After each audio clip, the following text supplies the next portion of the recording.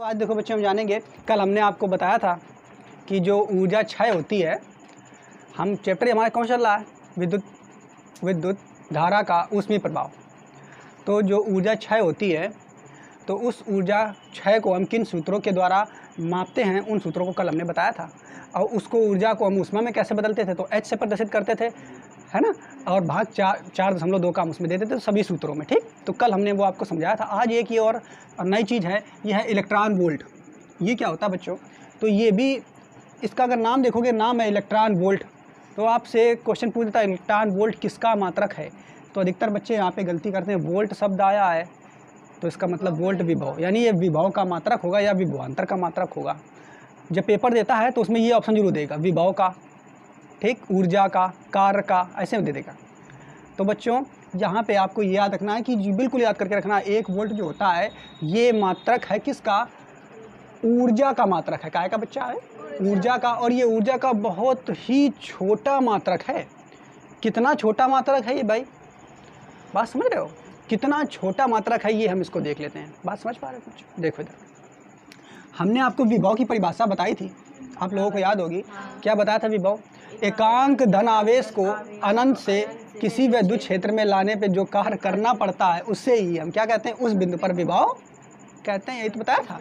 देखो अच्छा बच्चों, तो यहाँ पे आप लोग समझो, मान लिया एक बिंदु ये है, देखो बच्चों एक बिंदु ये पॉइंट है ये वाला, और एक पॉइंट ये है,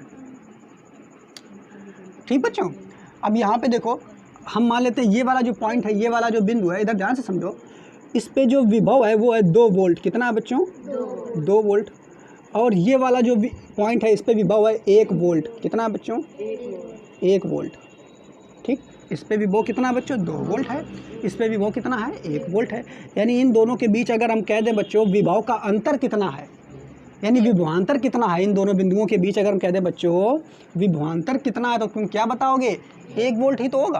अरे भाई इस पे 1 वोल्ट का विभव है, इस पे 2 वोल्ट का विभव है, अगर हम कह दें विभवांतर कितना होगा तो तुम बताओगे 1 वोल्ट का, इससे इसको घटा दो।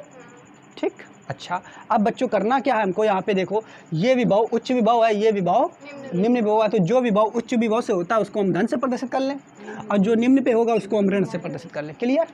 अब देखो बच्चों, अगर हम बात कर लेंगे जो इलेक्ट्रॉन है आपका, ठीक, कोई एक इलेक्ट्रॉन होगा। अगर हम इलेक्ट्रॉन देखें, इसको धन ऋण से भी रहने दो। अगर हम क्या करें, कोई एक इलेक्ट्रॉन जो है, ठीक, मान लेते हैं ये एक इलेक्ट्रॉन है। क्लियर। अब एक चीज़ समझना बच्चों, यहाँ पे भी विभव है और यहाँ पे भी विभव है, तो विभव के अंतर के कारण ही तो इलेक्ट्रॉन चलता है। बताया था आपको लोगों को कि जब इलेक्ट्रॉन चलता तभी विद्युत धारा बहती है। अब इलेक्ट्रॉन चलता काहे के लिए है, विभव के अंतर के कारण।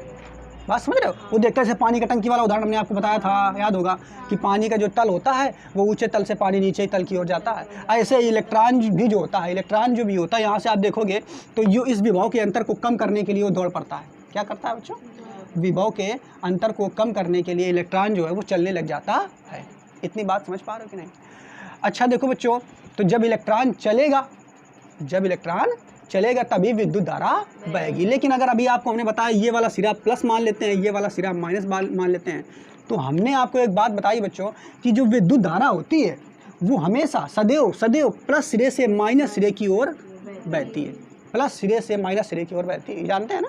अच्छा अगर हम ये प्लस वोल्ट है, ये प्लस वाला मान लिया, ये माइनस वाला मान लिया, ये उच्च विभव है, ये निम्न विभव है, तो एक चीज़ देखो बच्चों, विद्युत धारा जो बहेगी वो इधर की ओर बहेगी, पक्का इधर बहेगी। लेकिन फिर इलेक्ट्रॉन जो होगा बच्चों वो इधर की ओर ऐसे चलेगा। इतनी बात समझना पहले कि इधर की ओर चलेगा बच्चों, इधर से इधर की ओर चलेगा। ठीक, ये तो हम इतनी बात जान लिए।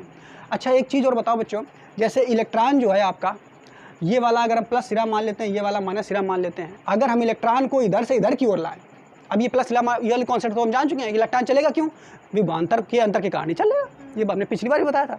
अगर हम इस कॉन्सेप्ट को हटा देते हैं, ये तो हमने समझाने के लिए बता दिया आपको, इसको हटा दें तो इलेक्ट्रॉन जो होगा, इसको हटाओ, इलेक्ट्रॉन जो है बच्चों हम कह रहे हैं उच्च विभव से निम्न विभव की ओर जाएगा, उच्च विभव से निम्न विभव की ओर जाएगा।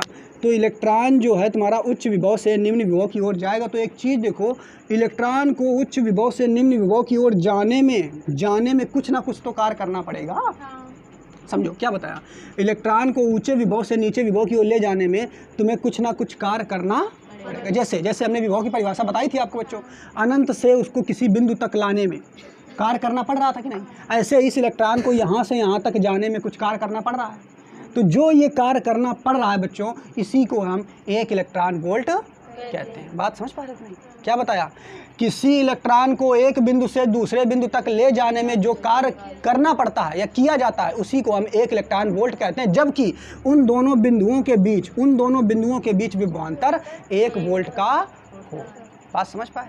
ठीक, फिर से समझ लो, किसी इलेक्ट्रॉन को एक बिंदु से दूसरे बिंदु तक ले जाने में जो कार्य करना पड़ता है, उसे हम 1 इलेक्ट्रॉन वोल्ट ऊर्जा कहते हैं, जबकि उन दोनों बिंदुओं के बीच विभव का अंतर 1 वोल्ट हो। बस इसी को हम इलेक्ट्रॉन वोल्ट कहते हैं। देख लो डेफिनेशन, यह ऊर्जा का बहुत छोटा मात्रक है। एक इलेक्ट्रॉन को एक बिंदु से दूसरे बिंदु तक ले जाने में किया गया कार्य इलेक्ट्रॉन वोल्ट कहलाता है, जबकि दोनों बिंदुओं के बीच विभवांतर 1 वोल्ट हो। बात समझ पाए? तो अच्छा बच्चों, अब देखो हम यहाँ पे देख लेते हैं। हमने आपको बच्चों बताया है कि विभव की परिभाषा क्या होती है। विभव का सूत्र होता है V बराबर W/Q0। यही तो होता है विभव का सूत्र। अब यहाँ पे देखो, हम किसको Q0, तो यहाँ पे हम किसको ले जा रहे हैं, इलेक्ट्रॉन को ले जा रहे हैं। तो Q की जगह बच्चों तुम्हारा क्या आ जाएगा, E। Q की जगह क्या आ जाएगा, अब अच्छा देखो, हमें कार्य निकालना है ना बच्चों, और V की जगह क्या आ जाएगा, V की जगह विभवांतर कितना, 1 वोल्ट। तो V की जगह बच्चा कितना आ जाएगा, 1 वोल्ट। इतनी बात समझ पा रहे हो कि नहीं? और हमें निकालना क्या है, W, कार्य निकालना है। कार्य अर्थात ऊर्जा की बात है लगभग। ठीक, तो W बराबर निकालोगे बच्चों तो कितना आएगा, यहाँ से देखो W बराबर निकालोगे तो आएगा V × Q0 आएगा ना। अब V कितना है तुम्हारा, 1 है। Q कितना है बच्चों, इलेक्ट्रॉन E है, तो W बराबर E आ जाएगा ना।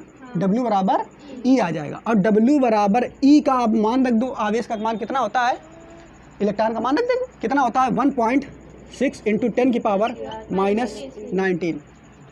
ठीक, तो ये तुम्हारा कितना कार्य करना पड़ेगा, 1.6 × 10⁻⁻19।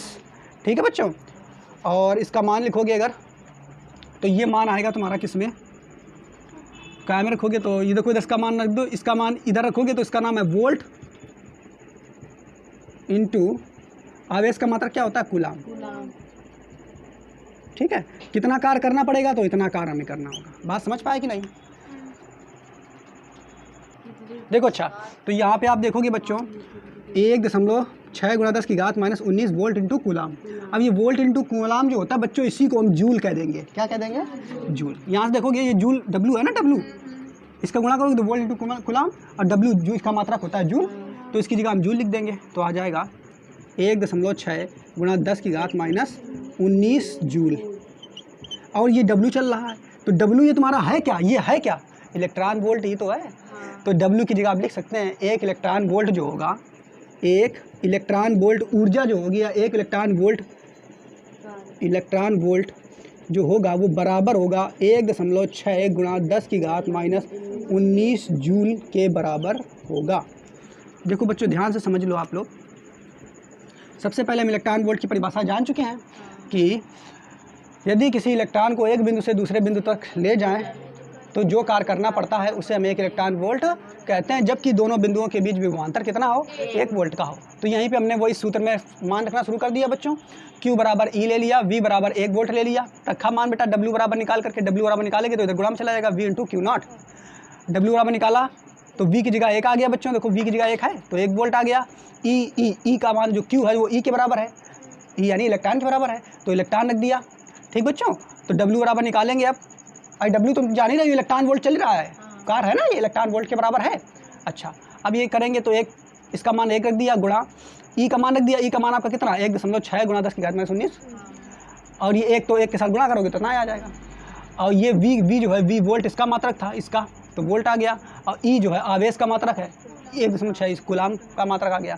अब वोल्ट गुणा कूलाम जो होता है वो जूल के बराबर होता है। ठीक है, तो यहाँ W बराबर निकालेंगे 1.6 × 10⁻⁻19 जूल।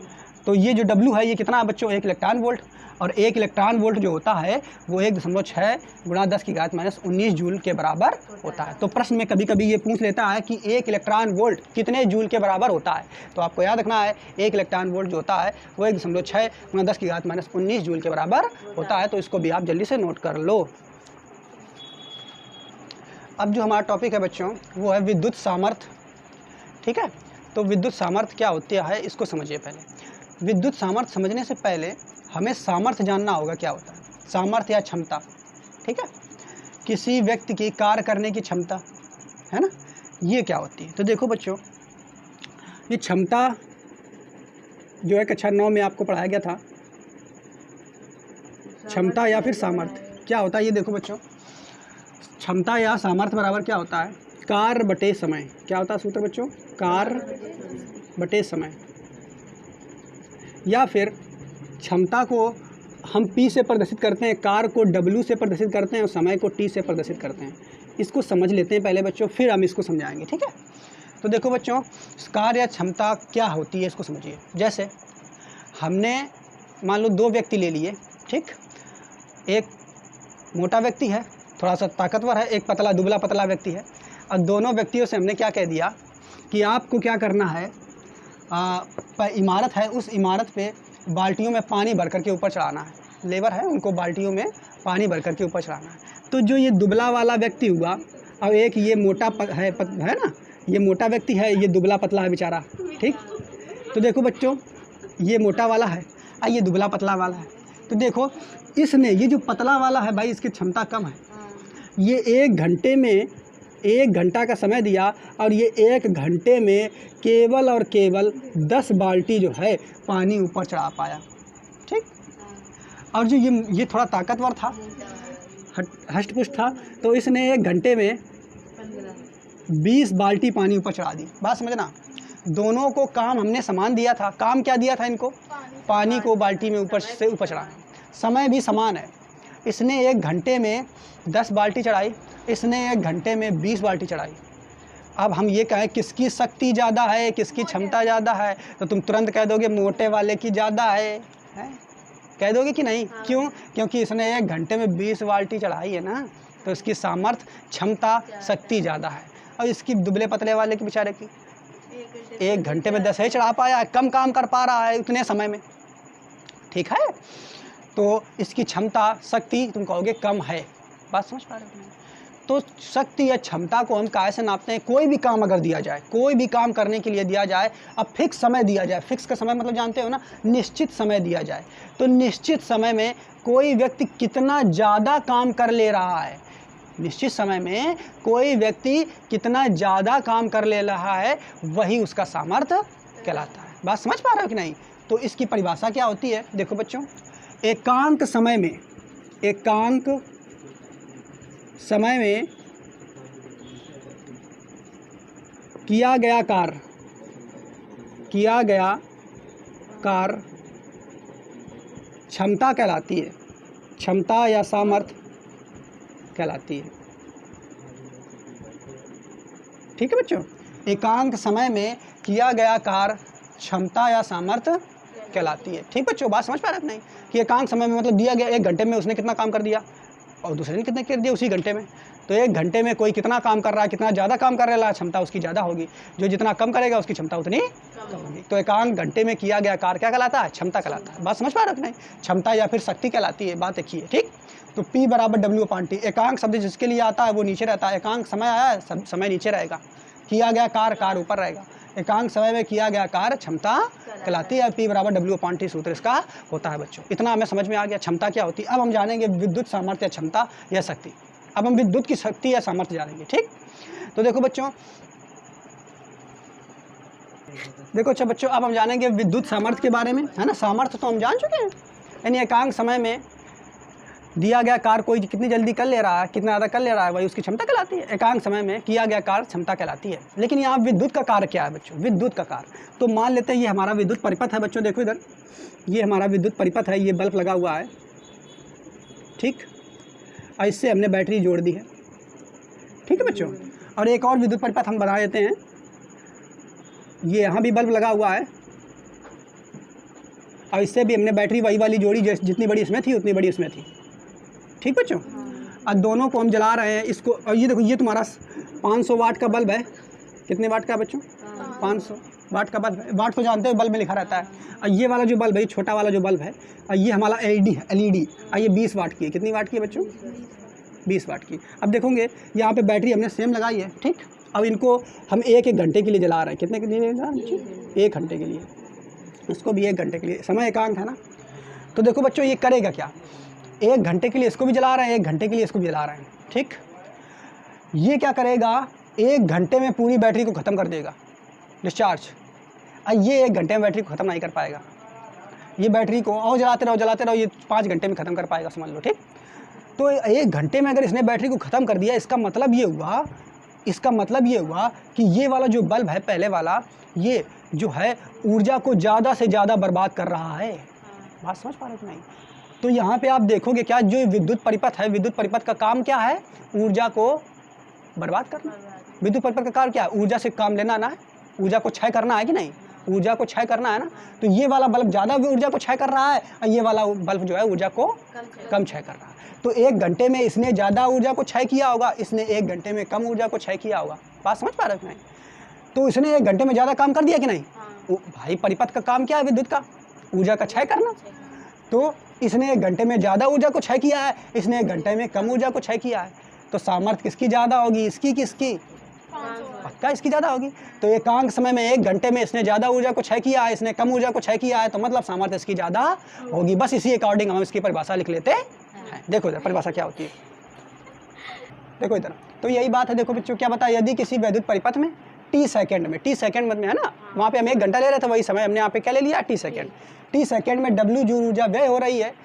तो उस परिपथ का सामर्थ्य क्या होगा, P बराबर W/T। ठीक है, बात समझ पाए। अच्छा, इसका मात्रक अगर निकालेंगे सामर्थ्य का तो क्या होगा बच्चों, देखो इसका सामर्थ्य का मात्रक,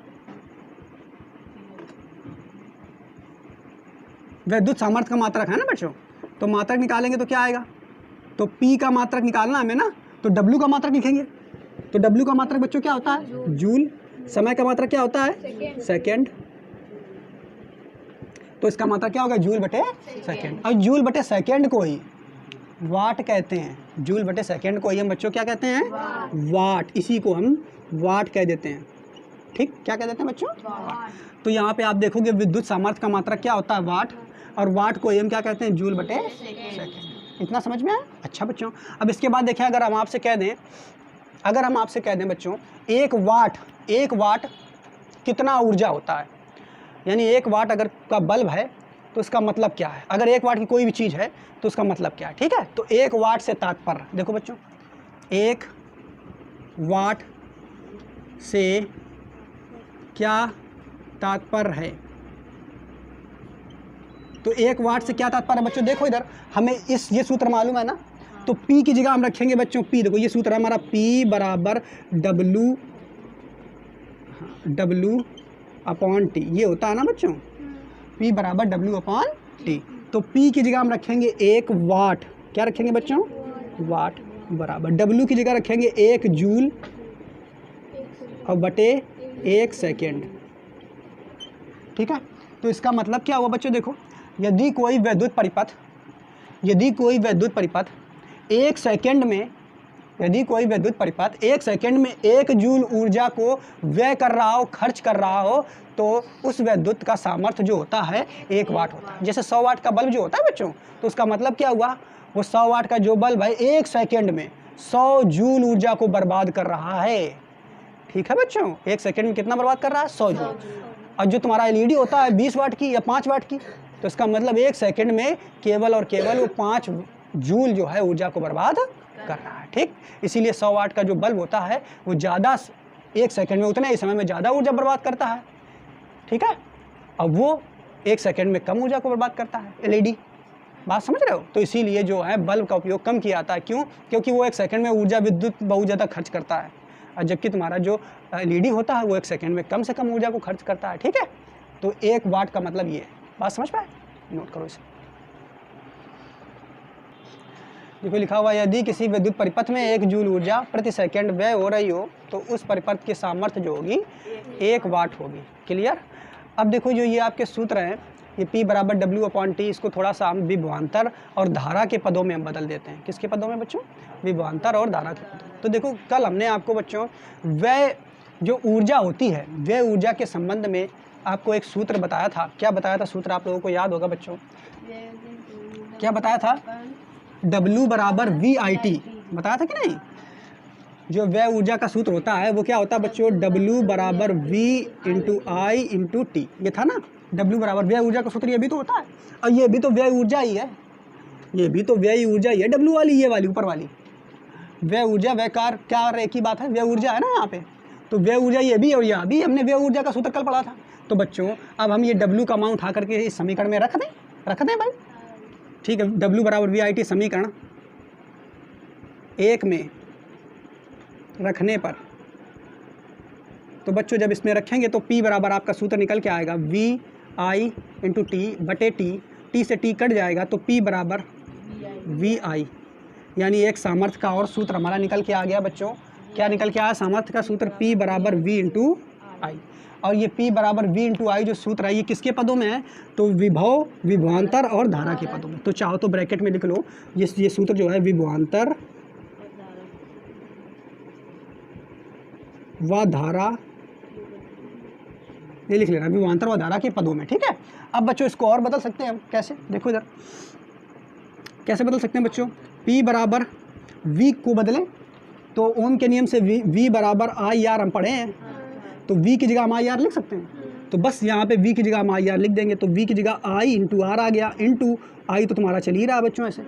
अब I का गुणा I में कराएंगे, I स्क्वायर आ जाएगा बच्चों, तो सूत्र आएगा I स्क्वायर इंटू R, या केवल I स्क्वायर याद रखो, I स्क्वायर इंटू R, तो P बराबर I स्क्वायर इंटू R। तो एक सूत्र प्यारे बच्चों ये और मिल गया हमको। अब फिर क्या करेंगे, अब यहाँ पे इसी में एक और हम चेंज करेंगे, क्या करेंगे, I को चेंज करेंगे, तो I बराबर यहाँ से निकाल लें, तो I बराबर V अपान R हो जाएगा कि नहीं, तो यहाँ पे लिख लेंगे बच्चों, तो I बराबर V अपान R होता है, देखो यहाँ से निकालेंगे I बराबर, तो V अपान R हमें ये मिल जाएगा। तो अब यहाँ पे हम क्या करेंगे, I का मान रख देंगे, तो यहाँ बच्चों क्या निकल के आएगा, P बराबर V तो वैसा का वैसा है, I की जगह हम रख देंगे V अपान R, तो ये V अपान R हो जाएगा बच्चों।